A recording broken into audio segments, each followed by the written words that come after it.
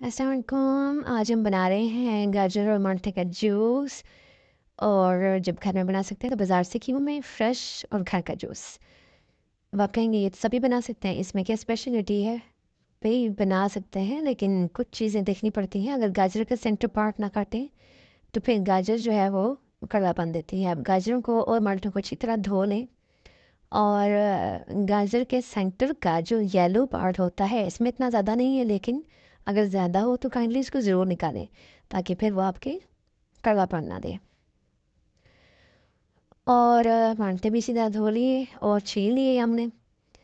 और फिर जल्दी जल्दी लोडिंग करें और बनाएं मज़े मज़े का जूस। ये एक गिलास पहले सबको हो रहा था कि हमें पहले दें, तो इसलिए मैंने एक गिलास बना के पहले दिया। देन बाकी जूस मुकम्मल किया। और अब आपने देख लिया कितने ज़्यादा गाजर और माल्टे मैंने छीले हैं, तो ये ऑलमोस्ट हमारे 7 गिलास बने। तो ये अंदाज़ा अब आपने देख लिया। सो हमने तो इन्जॉय किया, अब आप भी पिए, इन्जॉय करें और फीडबैक ज़रूर दें, कमेंट दें और बताएं कि आपने जूस बनाया